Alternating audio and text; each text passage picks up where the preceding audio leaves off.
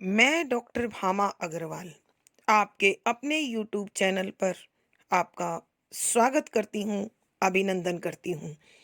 ये बच्चों, आज हम श्रीमती महादेवी वर्मा जी द्वारा रचित संस्मरण प्रणाम का अध्ययन करते हैं। यह उनके संस्मरण संकलन पथ के साथी से लिया गया है। इस संस्मरण के अध्ययन से पूर्व हमें कुछ स्मरणीय बिंदुओं पर विशेष ध्यान देना होगा, जो इस प्रकार हैं। नंबर 1, प्रणाम नामक संस्मरण श्रीमती महादेवी वर्मा जी द्वारा रचित है। नंबर 2, संस्मरण प्रणाम पथ के साथी नामक पुस्तक से लिया गया है। नंबर 3, यह संस्मरण एशिया के प्रथम नोबेल पुरस्कार विजेता गुरुदेव रविंद्रनाथ टैगोर को एक भावपूर्ण श्रद्धांजलि है।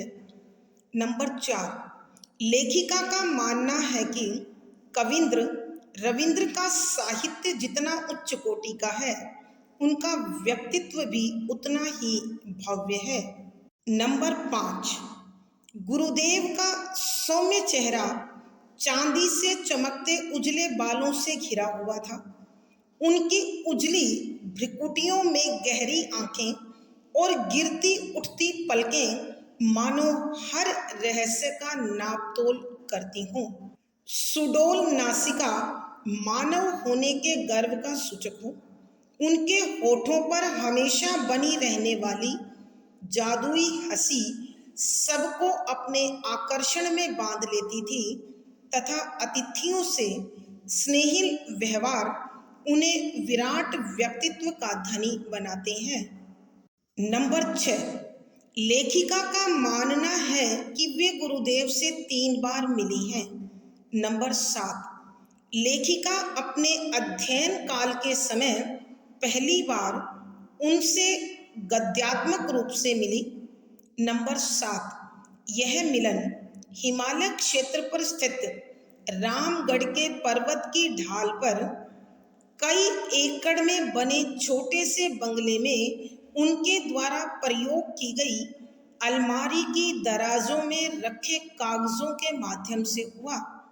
नंबर 9, वे इस बंगले में अपनी बीमार बेटी की देखभाल के लिए रहे थे। उसकी मृत्यु के बाद वे कभी यहाँ वापस नहीं आए। नंबर 10, यह बंगला किसी अंग्रेज ने अपने विश्राम के लिए ले लिया था और उसी ने लेखिका को बड़े शिष्टाचार पूर्वक यह भीतर बाहर से अच्छी तरह दिखाया। नंबर 11, यहाँ अड़ोस पड़ोस से रविंद्र के महामानव होने के गुणों का लेखिका को पहली बार पता चला। नंबर 12, दूसरी बार लेखिका लेखन से जुड़ने के बाद कविंद्र से शांति निकेतन में प्रत्यक्ष रूप से मिली। नंबर 13, इस समय गुरुदेव काली मिट्टी से बनी श्यामली नामक कुटिया में बैठकर सृजन अर्थात लेखन का कार्य कर रहे थे। नंबर 14, तीसरी बार लेखिका ने वृद्ध गुरुदेव को कोलकाता के रंगमंच पर सूत्रधार की भूमिका में देखा।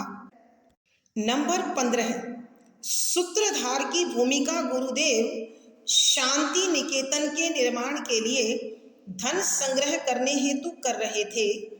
एक महामानव का यह आर्थिक अभाव लेखिका के मन को टीस से भर गया। नंबर 16, गुरुदेव अभाव के प्रभाव से सदैव मुक्त रहकर प्रसन्न चित्त व लक्ष्य पर अडिग रहे। नंबर 17, गुरुदेव की दृष्टि में कोई क्षुद्र, अपवित्र, हीन और त्याज्य नहीं था। वे इनमें भी महामानव गढ़ने की क्षमता रखते थे। नंबर 18, उनका साहित्य अत्यंत व्यापक स्तर पर है। बेशक उनके द्वारा लिए विषयों पर पहले कार्य हो चुका था, मगर ये विषय नवीनता लिए हुए अर्थात नए भाव नई दृष्टि से रचे गए थे। नंबर 19, लेखिका का मानना है कि छायावादी साहित्य का जन्म और विकास उनकी छत्र छाया में हुआ। उनके महाप्रयाण अर्थात मृत्यु के साथ ही छायावाद का समापन हो गया। नंबर 20, कोलकाता से एक परिचित ने लेखिका को गुरुदेव की अस्थियों की थोड़ी सी राख लाकर दी, जिसे पाकर उनकी प्रार्थना में शांति निकेतन सजीव हो गया। नंबर 21, संक्षेप में लेखिका के अनुसार गुरुदेव सौंदर्य प्रेमी, भावुक पिता, मानवतावादी, समाज सेवी, आदर्श राजनीतिज्ञ, शिल्पकार, दार्शनिक आदि से बढ़कर एक सच्चे मानव थे। ये सब विशेषताएं उन्हें महामानव बताती हैं। आइए अब इनके स्मरण के साथ ही हम संस्मरण के पदों की व्याख्या करते हैं। पद संख्या 36। अमृत को अमृत और विष को विष रूप में ग्रहण करके तो सभी दे सकते हैं, परंतु विष में रासायनिक परिवर्तन कर और उसके तत्वगत अमृत को प्रत्यक्ष करके देना किसी विदग्ध वैद्य का ही कार्य रहेगा। प्रसंग प्रस्तुत गद्यांश हमारी हिंदी की पाठ्य पुस्तक संस्मरण में छायावाद के आधार स्तंभ कवियों में प्रमुख स्थान रखने वाली आधुनिक मीरा के नाम से विख्यात श्रीमती महादेवी वर्मा जी द्वारा रचित प्रणाम नामक संस्मरण से लिया गया है।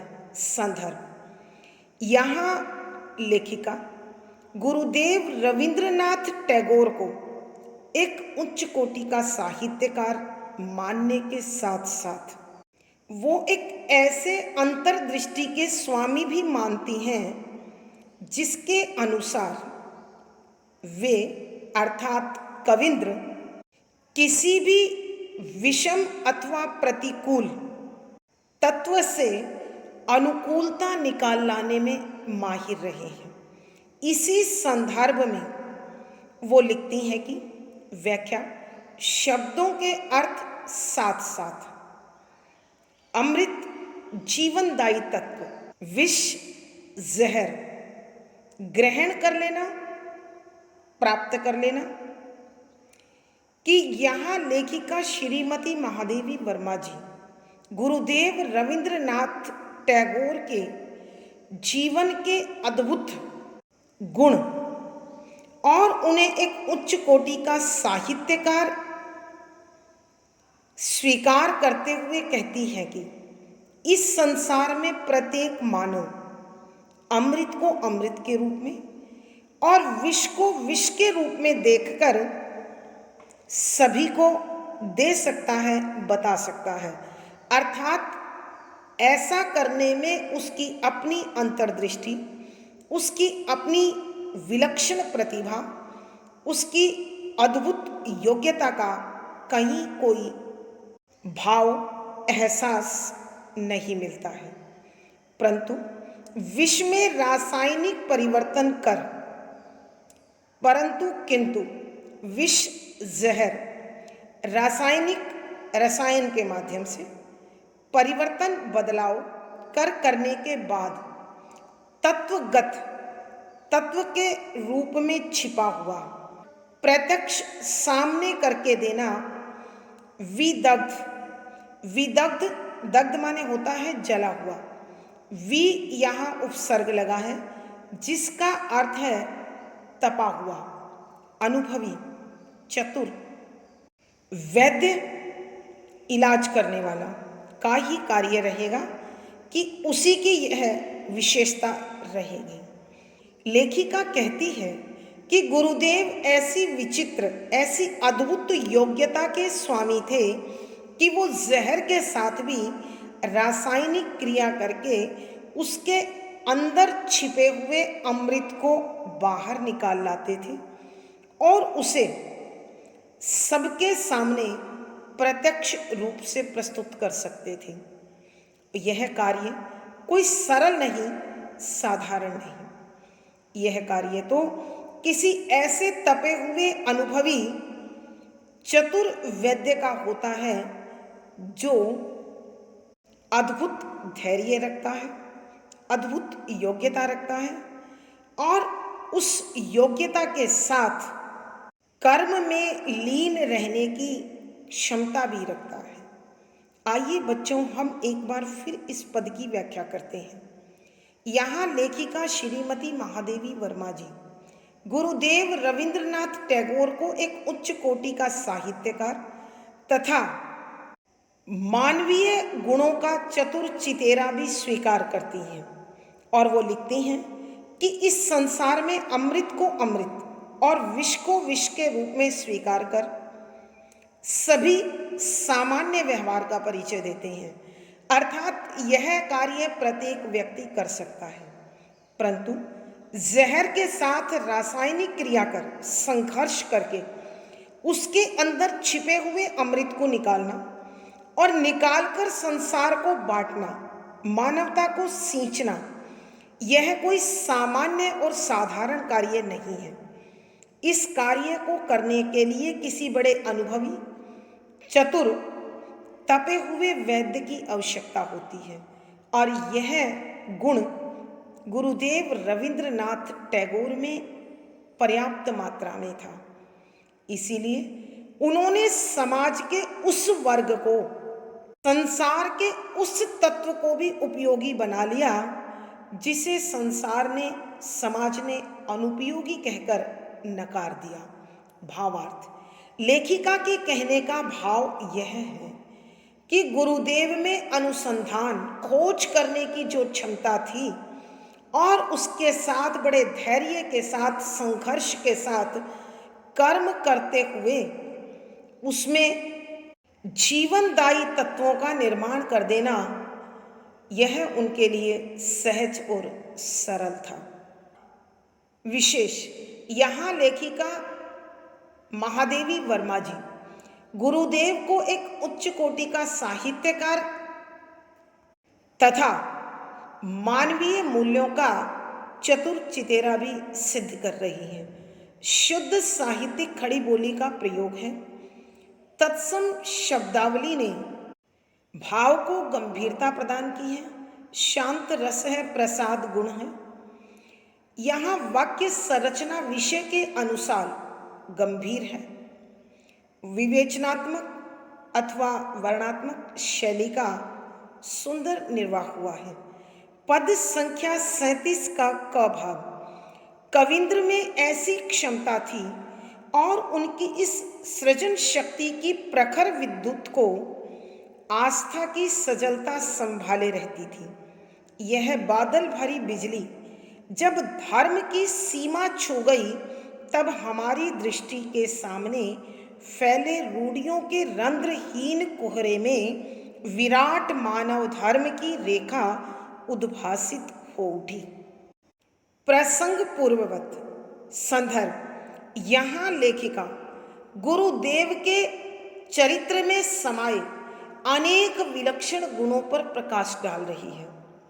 वो मान रही हैं कि जहाँ गुरुदेव में विलक्षण तत्वों का समावेश था, वहीं उनमें विनम्रता और शालीनता भी कूट कूट कर भरी हुई थी।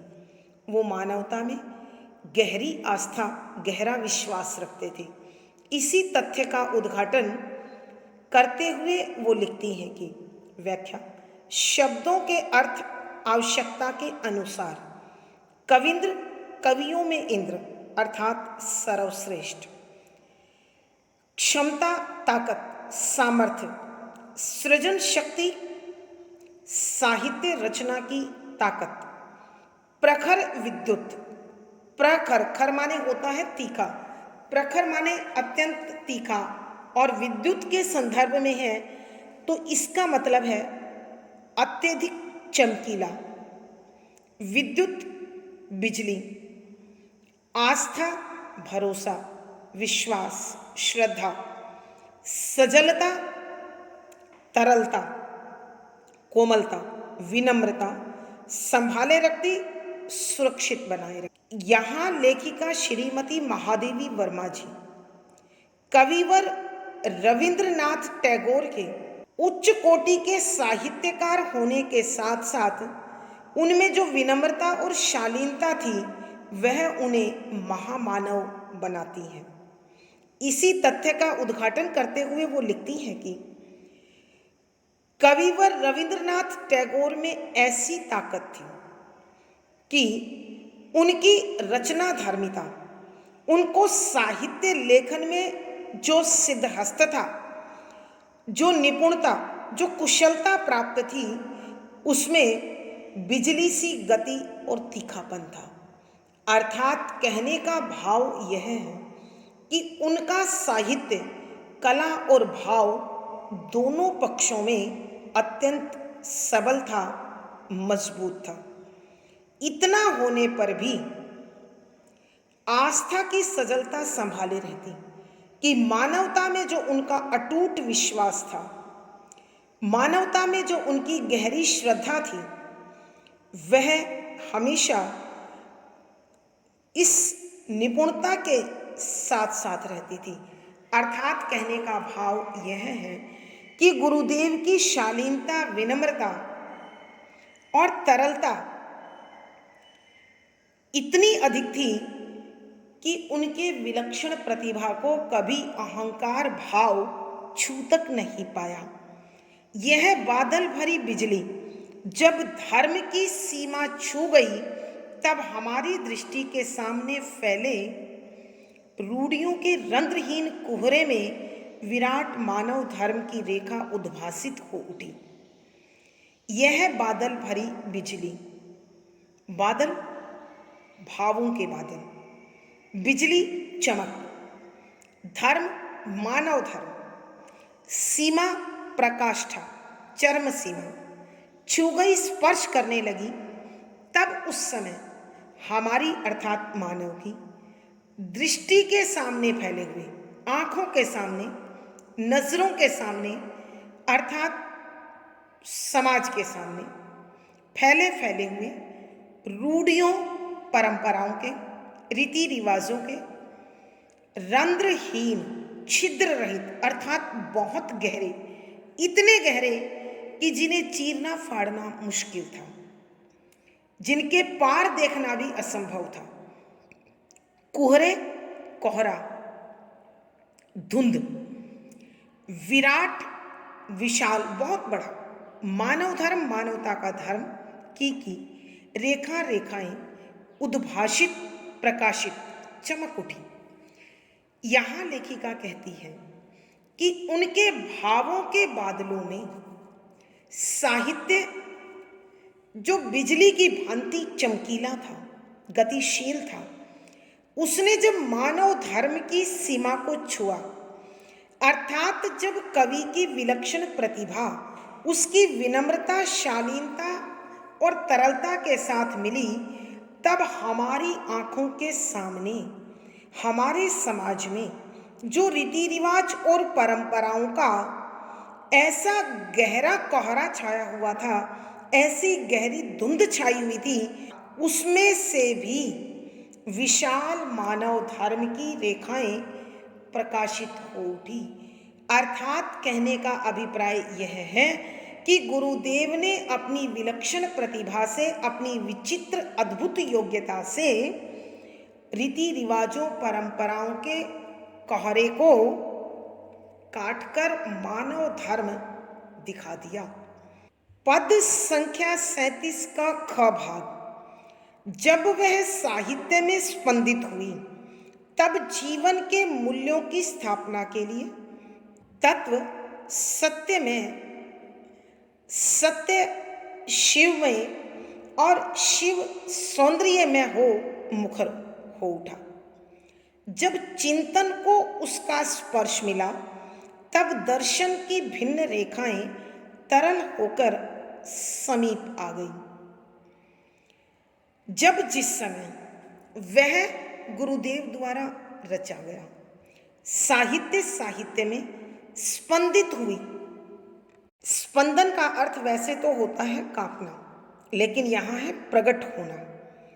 तब जीवन के मूल्यों की स्थापना के लिए, कि मानव जीवन के नैतिक अथवा आदर्श मूल्यों को पैदा करने के लिए, स्थापित करने के लिए तत्व मूल वस्तु सत्य में, सत्य से जुड़ गई, सत्य शिव में और सत्य कल्याण से जुड़ गया, और कल्याण सुंदर होकर मुखर जागृत हो उठा। अर्थात लेखिका लिखती है कि जब गुरुदेव के साहित्य में उनकी आस्था, उनका विश्वास शामिल हुआ, जागृत हुआ, तब मानव जीवन में मूल्यों की स्थापना के लिए, आदर्श की स्थापना के लिए मूल तत्व सत्य से जुड़ गया, सत्य कल्याण से जुड़ गया, और कल्याण सुंदरता से जुड़कर मुखरित हो गया। अर्थात कहने का भाव यह है कि उनके साहित्य में सत्यम शिवम सुंदरम का भाव प्रकट हो गया। जब चिंतन को उसका स्पर्श मिला, कि जिस समय इस क्षोण के साथ, इस स्पर्श के साथ चिंतन मनन हुआ, तब दर्शन की भिन्न रेखाएं तरल होकर समीप आ गई, कि उस समय दर्शन शास्त्र के अलग अलग दिशा में चलने वाले भाव भी पिघलकर एक दूसरे के निकट आ गए। अर्थात कहने का भाव यह है कि भिन्न भिन्न दृष्टि रखने वाले मानव समान भाव के साथ एक दूसरे के निकट आकर मानव धर्म का निर्वाह करने लगे। आइए प्यारे बच्चों, हम पूरे 37 के पद की व्याख्या एक बार फिर करते हैं। यहाँ लेखिका श्रीमती महादेवी वर्मा जी गुरुदेव रविंद्रनाथ टैगोर को एक उच्च कोटि का साहित्यकार तो स्वीकार करती ही करती हैं, साथ में वो गुरुदेव में मानव धर्म के कुशल कारीगर के रूप में उन्हें देखते हुए लिखती हैं कि कविंद्र में ऐसी क्षमता थी, कि कविवर रविंद्रनाथ टैगोर में ऐसी ताकत थी और उनकी इस सृजन शक्ति में प्रखर विद्युत को आस्था की सजलता संभाले रहती थी, कि उनका जो साहित्य रचा हुआ था उसमें बिजली की गति और चमक थी। इतना होने के बाद भी अहम भाव से मुक्त, अहंकार से रहित होकर उसमें मानव धर्म के प्रति आस्था थी, विश्वास था और श्रद्धा थी। और यही आस्था उनको विनम्र, शालीन और मानवतावादी बनाए हुए थी। यह बादल भरी बिजली जब धर्म की सीमा छू गई, तब हमारी दृष्टि के सामने फैले रूढ़ियों के रंध्रहीन कोहरे में विराट मानव धर्म की रेखा उद्भासित हो उठी, कि जब कविवर द्वारा रचा भावों के बादलों के बीच बिजली की चमक वाला साहित्य धर्म की चरम सीमा को स्पर्श कर गया, तब हमारी आंखों के सामने जो परंपराओं और रीति रिवाजों का छिद्रहीन कोहरा अर्थात अत्यंत गहरी धुंध छाई हुई थी, उसी में से विशाल मानव धर्म की प्रकाश की किरणें प्रकाशित हो उठी। अर्थात उन्होंने अपने साहित्य के माध्यम से उन रूढ़ियों और परंपराओं पर आघात किया जो मानव धर्म पर भारी थी, और धीरे धीरे उनके प्रयासों से मानव धर्म फिर विकसित होने लगा, पनपने लगा, फलने फूलने लगा। जब वह साहित्य में स्पंदित हुई, तब जीवन के मूल्यों की स्थापना के लिए तत्व सत्यमय, सत्य शिवमय और शिव सौंदर्य में होकर मुखर उठा, कि जब उनके साहित्य में यह मानव धर्म का भाव जागृत हो उठा, मानव धर्म का यह भाव गतिशील हो गया, तब जीवन में आदर्श की स्थापना के लिए, मानव धर्म के मूल्यों की स्थापना के लिए मूल तत्व, मूल भाव सत्य से जुड़ गया, सत्य कल्याण से जुड़ गया और कल्याण सुंदर होकर मुखरित हो गया, जागृत हो गया, प्रकट हो गया। जब चिंतन को उसका स्पर्श मिला कि जिस समय गुरुदेव का चिंतन इस भाव को छू गया तो प्रत्येक मानव के हृदय में उनके जीवन से जुड़े दर्शन की भिन्न भिन्न रेखाएं जो मानव धर्म को विभिन्न दिशाओं में बांट रही थी, नम्र होकर, कोमल होकर, मानव धर्म से जुड़कर एक दूसरे के समीप आने लगी। अर्थात कहने का भाव यह है कि गुरुदेव रविंद्रनाथ टैगोर ने अपने साहित्य में सत्यम शिवम सुंदरम के भाव को शामिल किया और चिंतन मनन करते हुए उसे मानव धर्म की दिशा में ले गए और मानव धर्म की स्थापना की। मानवों के मन में छिपे हुए द्वेष भाव को, भेदभाव को समाप्त किया। भावार्थ, लेखिका के कहने का भाव यह है कि गुरुदेव का साहित्य एक उपचारक के रूप में कार्य करते हुए, एक सुधारक के रूप में कार्य करते हुए मानव जीवन में फैले हुए अंधकार को काटकर उसे मानव धर्म के प्रकाश की ओर ले जाने लगा। विशेष यहाँ गुरुदेव को एक उच्च कोटि का साहित्यकार प्रमाणित किया गया है। शुद्ध साहित्यिक खड़ी बोली का प्रयोग है। तत्सम शब्दावली ने विषय को गंभीरता प्रदान की है। शांत रस प्रसाद गुण है। वाक्य संरचना विषय के अनुकूल गंभीर है। विवेचनात्मक शैली का निर्वाह हुआ है।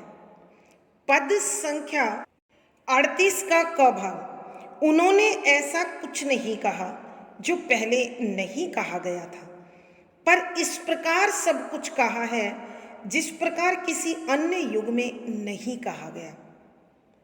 प्रसंग पूर्ववत। संदर्भ, यहाँ लेखिका श्रीमती महादेवी वर्मा जी गुरुदेव रविंद्रनाथ टैगोर द्वारा रचे गए साहित्य की समीक्षा करते हुए लिखती हैं कि व्याख्या। बच्चों, इस पद में कोई ऐसा शब्द नहीं है जिसका अर्थ आपको नहीं आता है, इसलिए सीधी व्याख्या। उन्होंने ऐसा कुछ नहीं कहा। यहाँ लेखिका श्रीमती महादेवी वर्मा जी गुरुदेव के साहित्य की विराटता, विशालता और विषय के विषय में प्रकाश डालते हुए लिखती हैं कि उन्होंने अपने साहित्य में ऐसा कोई नया विषय नहीं लिया जिस पर पहले काम नहीं हुआ। अर्थात उन्होंने उन सभी विषयों को अपने साहित्य में शामिल किया जिनमें पहले भी कार्य हुआ है, पर इस प्रकार सब कुछ कहा।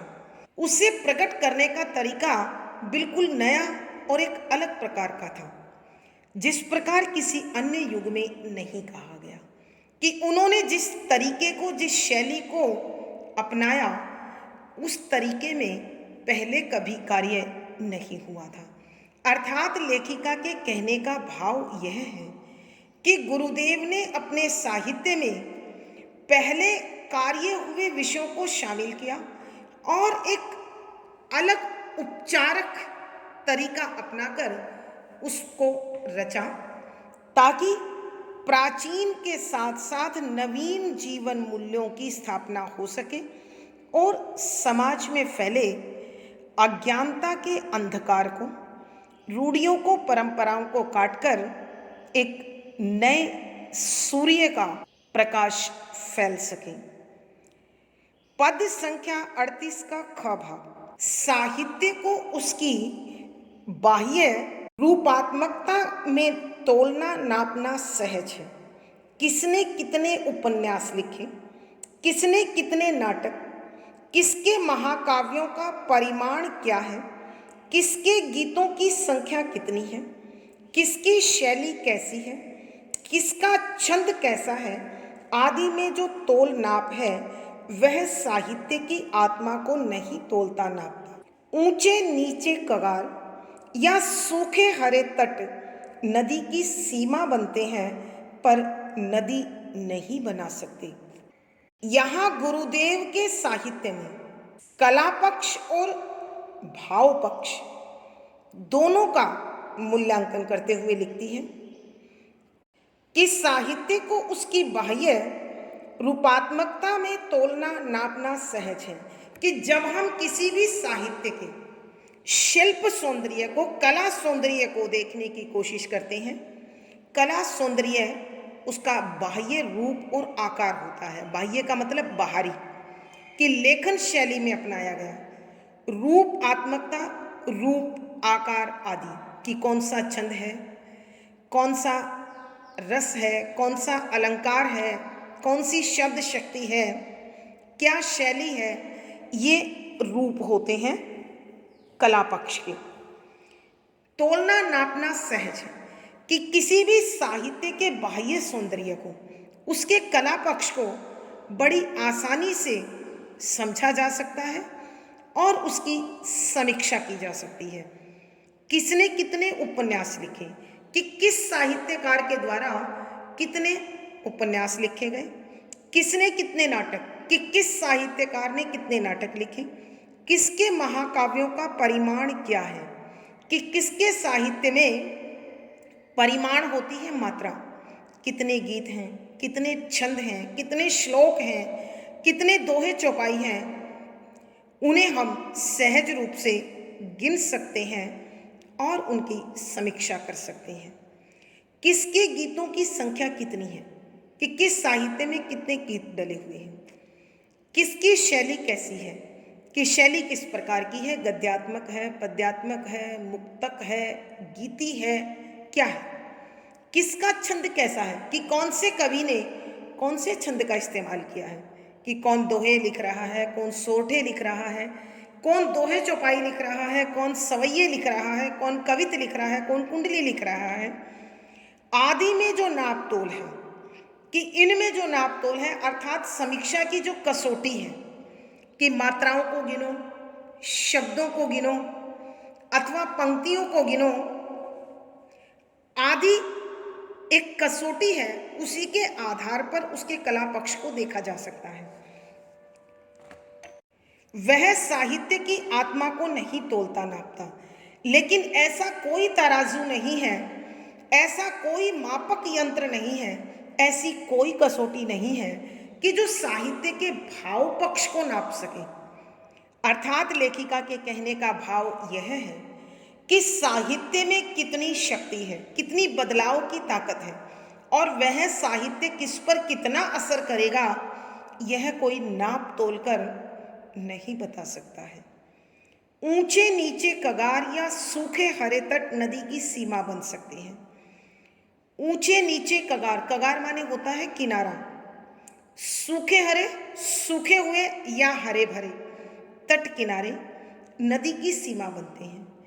कि ऊंचे नीचे सूखे अथवा हरे किनारों से नदी के किनारे तो बन सकते हैं, उनकी सीमाएं तो बन सकती हैं, पर नदी नहीं बना सकती, कि ये तत्व मिलकर किसी नदी का निर्माण नहीं कर सकते। तो ठीक उसी प्रकार कसौटी पर नापकर हम साहित्य के कला पक्ष को तो देख सकते हैं, मगर उसके भाव पक्ष को नहीं देख सकते हैं, क्योंकि भाव पक्ष आत्मा का विषय है, अनुभूतियों का विषय है, अंतर मन में छिपी हुई शक्ति का विषय है, कि यह भाव सौंदर्य किसके अंतर मन की शक्ति को किस सीमा तक जगा सकता है, यह प्रत्येक व्यक्ति के लिए अलग अलग है। आइए बच्चों 38 के पद की एक बार फिर व्याख्या करते हैं। यहाँ लेखिका श्रीमती महादेवी वर्मा जी साहित्य के कला पक्ष की तात्विक समीक्षा का आधार एक निश्चित कसौटी है, उसी पर प्रकाश डालते हुए लिखती हैं कि गुरुदेव ने जो साहित्य रचा, जो विषय उन्होंने उठाए, उन विषयों पर पहले भी पर्याप्त मात्रा में काम हुआ, परंतु गुरुदेव ने उन्हें जिस उपचारक तरीके से प्रयोग किया, जिस अनूठे तरीके से प्रयोग किया, उसने मानव धर्म में उपचार कर दिया। अर्थात मानव के उस दर्शन को संशोधित किया, सुधारा, जो उन्हें भेदभाव, अलगाव की दिशा में लेकर जा रहा था।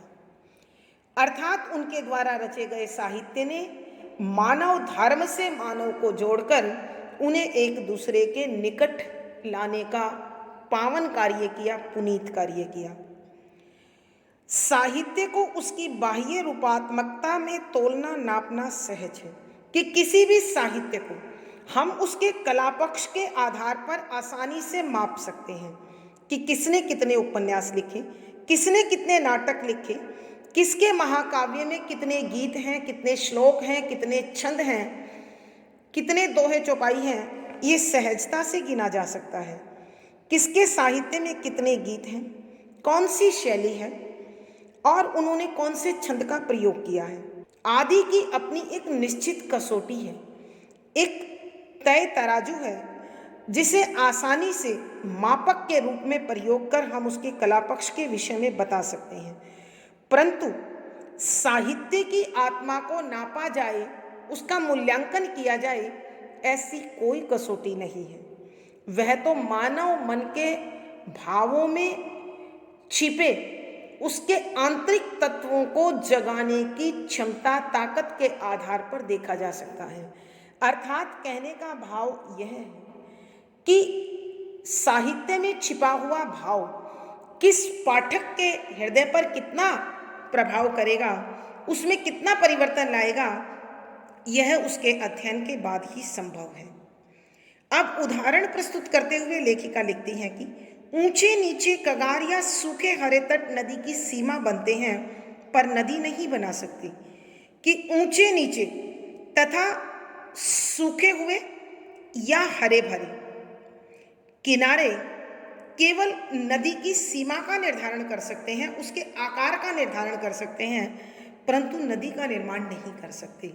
भावार्थ, लेखिका के कहने का भाव यह है कि साहित्य के कला पक्ष को तो उस कसौटी के आधार पर मापा जा सकता है, परंतु उसके भाव पक्ष को मापना केवल पाठकों के स्वभाव पर, आंतरिक भावों पर ही निर्भर करता है। विशेष यहाँ गुरुदेव के साहित्य को उच्च कोटि का साहित्य सिद्ध करने के लिए प्रमाण दिए गए हैं। शुद्ध साहित्यिक खड़ी बोली का प्रयोग है। तत्सम प्रधान शब्दावली ने विषय को गंभीरता दी है। शांत रस प्रसाद गुण है। वाक्य संरचना विषय के अनुसार गंभीर है। विवेचनात्मक शैली का निर्वाह हुआ है। आज की कक्षा में प्यारे बच्चों इतना ही। अगली वीडियो में फिर मुलाकात होगी। पिछली वीडियो का लिंक डिस्क्रिप्शन बॉक्स में मिल जाएगा। आशा है पढ़ा गया विषय आपको समझ में आया होगा। अपने भाव व विचार कमेंट बॉक्स में लिखें। वीडियो को लाइक करें, शेयर करें और चैनल सब्सक्राइब करें। आपका दिन और जीवन मंगलमय हो, इसी शुभकामना के साथ आभार, धन्यवाद।